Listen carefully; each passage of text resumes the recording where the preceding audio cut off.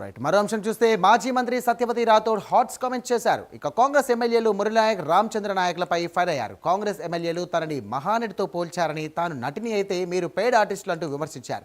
లంబాడాల ద్రోహి రామచంద్ర నాయక్ అన్నారు. ఇక మీ ఉద్యోగాలు కూడా ఊడతాయని మండిపడ్డారు.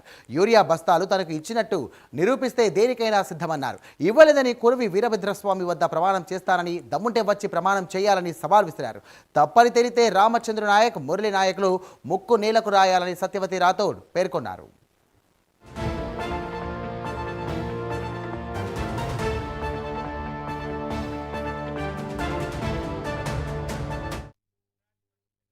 ఉండే మా పొలాలు నాట్లేసుకోవాలి అని నేను, మా అన్నయ్య పిల్లలు, మేమందరం కూడా ఉండ్రాతి మడుగు సొసైటీలో క్యూలో నుంచొని మరి కూపన్లు రాయించుకున్నాం. దానికి గాను దాని పెద్ద వార్తగా నేను ఏదో మరి మా సోదరులు రామచంద్ర నాయక్ గారు, మురళీ నాయక్ గారు ఆ తెల్లారి నాకు చాలా పెద్ద బిరుదు ఇచ్చింది, మహానటి అని.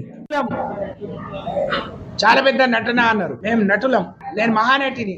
కానీ మీరు పేడ్ ఆర్టిస్టులు బాబు, పేడ్ ఆర్టిస్టులు అయిపోయింది మీ బతుకులు.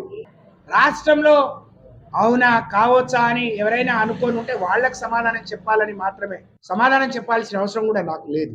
ఇది మాత్రం తప్పకుండా ప్రజలకు చెప్పాలనే ఉద్దేశంతోనే మిమ్మల్ని అందరినీ ఇక్కడికి పిలవటం జరిగింది అని చెప్పి ఈ సందర్భంగా తెలియజేస్తూ, ఈ 9 రోజుల నవరాత్రులు బ్రహ్మాండంగా రాష్ట్ర వ్యాప్తంగా జరుపుకోవాలని, ఈ బతుకమ్మ, ఈ దసరా తెలంగాణ ప్రజల జీవితాల్లో కొత్త వెలుగు రావాలని, తీసుకురావాలని, ఆ రోజు ఇచ్చిన హామీలను కాంగ్రెస్ పార్టీ